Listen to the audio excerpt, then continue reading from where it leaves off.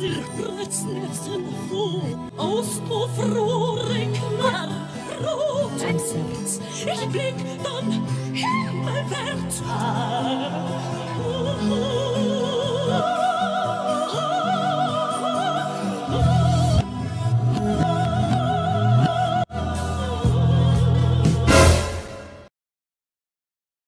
Halo pecinta film dimanapun kalian berada, ketemu lagi dengan saya. Di kesempatan kali ini saya akan membahas alur cerita film keluaran tahun 2012 yang berjudul Helter Skelter.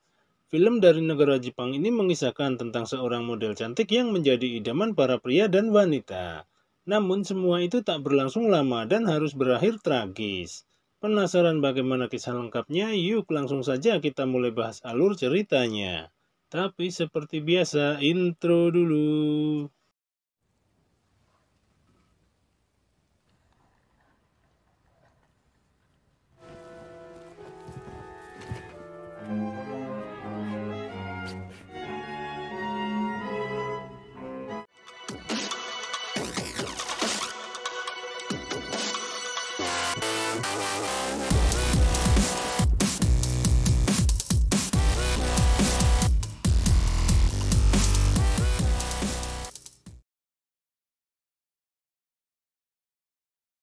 Di awal film terlihat gemerlap kota di negara Jepang pada malam hari. Di sana terlihat para gadis muda berebut membeli majalah bergambar seorang gadis cantik. Sementara di sebuah studio terlihat seorang gadis cantik yang sedang melakukan sesi pemotretan dengan berbagai busana. Dan pada satu sesi terlihat ia dibalut kain layaknya seorang mumi. Gadis itu bernama Liliko. Setelahnya terlihat Liliko menemui para wartawan yang ingin selalu mengikuti berita tentangnya. Karena saat ini dia adalah model nomor 1 di Jepang. Selesai wawancara, Liliko pun berganti baju di belakang. Di saat yang sama, tiba-tiba seorang pria masuk ke sana dengan membawa bunga. Ternyata pria itu adalah kekasih Liliko yang bernama Nanbu. Di sana, tanpa peduli orang di sekitar, mereka pun langsung beradu jigong dengan nikmatnya. Karena merasa tak enak, para asisten pun akhirnya keluar dari sana. Sementara Liliko dan Nanbu pun langsung melakukan ritual pengencrotan di sana karena Nanbu sudah merasa sangat sange. Di tengah pengencrotan, Nanbu mengatakan kalau dia ingin Liliko hanya untuknya. Padahal tanpa sepengetahuan Nanbu, Liliko sering dikencrot oleh produsernya. Semua itu Liliko lakukan agar ia bisa selalu menjadi yang nomor 1 di manajemen yang menaunginya.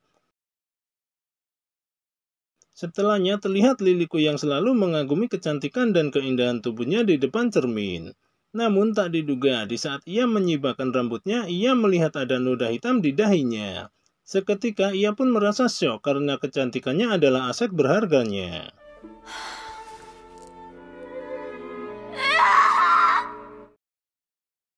Scene berganti, esok paginya terlihat Liliko yang datang ke klinik kecantikan bersama ibunya. Di sana, dokter mengatakan bahwa noda hitam itu hanya sebuah reaksi kulit yang berevolusi setelah ia melakukan bedah plastik. Dokter pun berkata akan mengatasi semua itu. Kemudian ia dibawa ke ruang penanganan. Namun sebelum sampai di sana, ia melihat seorang wanita dengan noda hitam yang lebih parah darinya sedang berteriak-teriak di sana. Liliko pun semakin merasa ketakutan jika wajahnya akan seperti wanita itu. Sementara di dalam si dokter memberikan sebuah obat kepada ibu Liliko untuk menghilangkan noda hitam di tubuh Liliko. Kemudian dokter itu pergi dari sana. Di hari berikutnya terlihat Liliko yang kembali melakukan sesi pemotretan. Di sana ia selalu dikejar-kejar jam tayang karena setiap majalah yang memajang fotonya selalu laris manis. Liliko pun merasa sedikit lelah karena selalu dikejar pekerjaan. Pulang dari sana, Liliko pun diantar asisten wanitanya yang bernama Hada. Di dalam mobil, ia menenggak minuman beralkohol untuk menghilangkan rasa lelahnya. Sampai di rumah, Liliko terlihat sudah sangat mabuk. Di saat ia mencoba menghapus makeupnya, di sana ia melihat noda hitam di dahinya yang semakin membesar. Ia pun merasa sedih dan berniat untuk berhenti dari pekerjaannya. Di sana ia terlihat seperti orang gila yang menangis dan tertawa sendirian. Kemudian ia menarik Hada dan menyuruhnya untuk menjilati serabi lempitnya. Hada yang tak berani menolak pun menyanggupinya.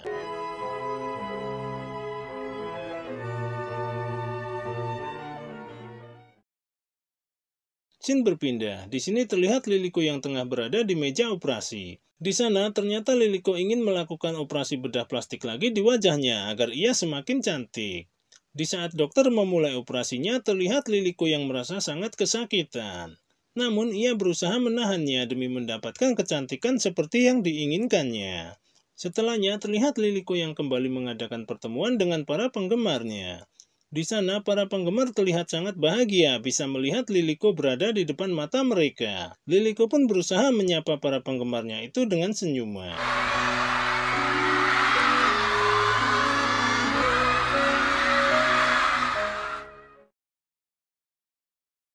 Di hari berikutnya terlihat Liliko yang melakukan sesi pemotretan bersama seorang model baru bernama Kozue. Di sana Liliko terlihat tidak senang dengan keberadaan Kozue.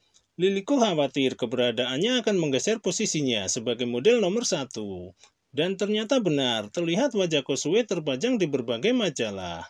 Orang-orang pun mulai membicarakan Kozue. Sementara Liliko yang merasa posisinya tergeser merasa tidak terima. Ia pun melampiaskan kemarahannya kepada para asistennya. Kemudian ia berlari ke atas gedung. Para asisten yang merasa khawatir pun berlari mengejarnya. Kemudian ibu Liliko datang untuk menenangkannya dan menyuntikkan obat penenang kepada Liliko.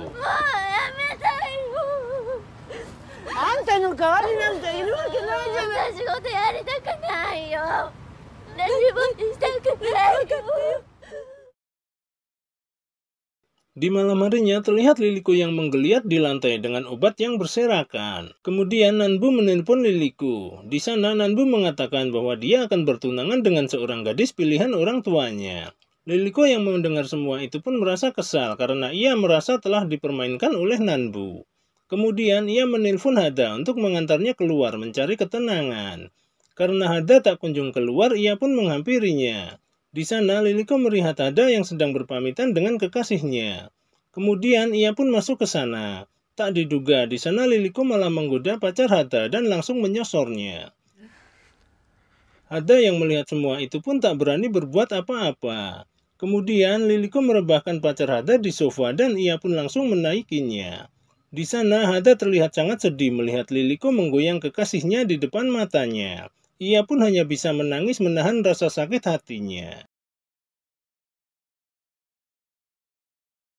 Scene berganti. Di sini terlihat Liliko yang sedang didandani oleh asistennya yang bernama Kinchan. Di sana Kinchan melihat noda hitam di tubuh Liliko. Kemudian ia pun memberitahukannya kepada ibu Liliko. Di sana ibu Liliko berkata akan mengatasi masalah itu.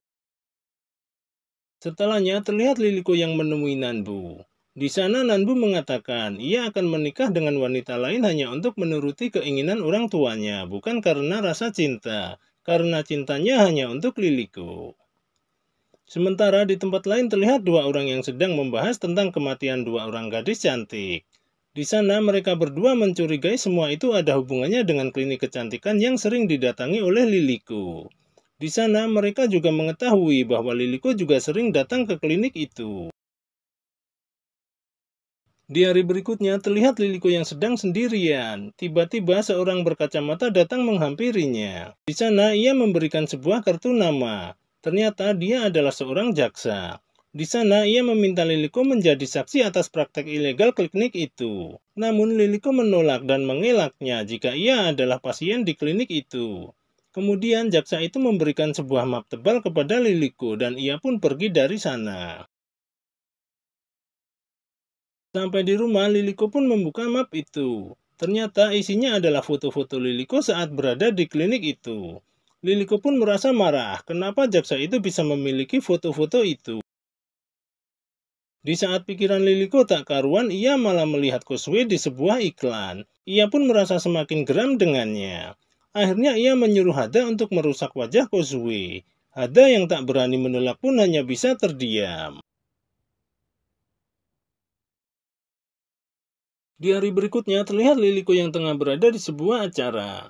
Di sana mereka memberikan kejutan kue ulang tahun kepada Liliko. Namun tiba-tiba Liliko berhalusinasi. Di sana ia merasa dikerubungi banyak kupu-kupu. Kemudian semua benda yang ada di sana seolah-olah hidup. Liliko pun berteriak seperti orang gila dan melempar kue ulang tahunnya.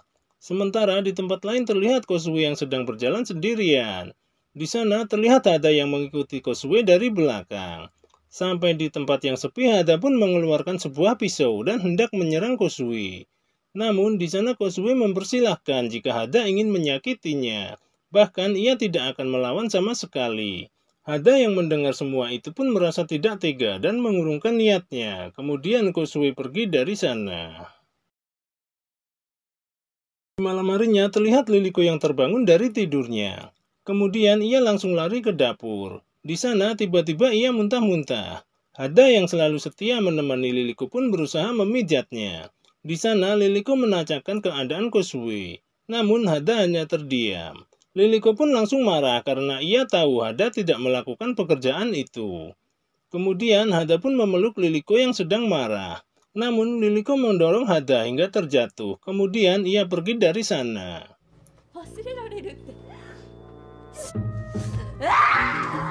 Di tengah hujan yang deras, Liliko pun berlari tanpa tujuan. Sesaat ia berhenti dan meminum obat penenang. Namun tiba-tiba ia teringat saat-saat ia berada di puncak karirnya.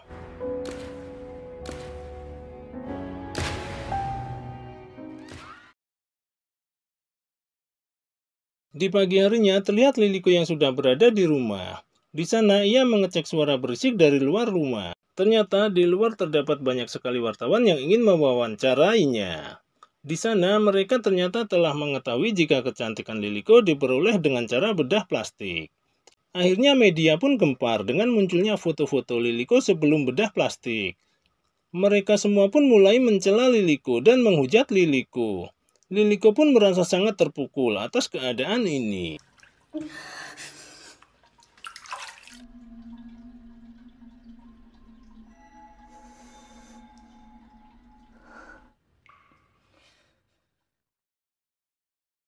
Setelahnya terlihat Liliko yang sedang berada di ruang make up. Di sana terlihat tubuh Liliko yang mulai rusak. Kincang yang merupakan asisten Liliko pun berusaha menutupi semua itu dengan keahlian make up-nya. Setelah Liliko terlihat cantik kembali, ia pun keluar menuju ruang konferensi pers untuk menemui para fans dan wartawan. Namun sesampainya di sana ia merasa ruangan itu kosong dan sepi. Padahal di sana orang-orang begitu riuh berdesak-desakan menunggu kedatangannya. Liliko pun merasa bingung. Di saat yang sama, tiba-tiba jaksa itu muncul di sana dan meminta Liliko membuka kebenaran tentang klinik kecantikan ilegal itu. Tapi seketika Liliko tersadar dan melihat banyak orang berkerumun di depannya. Di sana mereka semua ingin mendengar kebenaran tentang kecantikan Liliko. Apakah benar kecantikannya didapat dari hasil bedah plastik? Liliko pun tak mampu berkata-kata, ia hanya bisa terdiam. Tapi tak diduga, ternyata Liliko memegang sebuah pisau dan tiba-tiba ia menusukkan pisau itu ke matanya dan ia pun jatuh terkapar.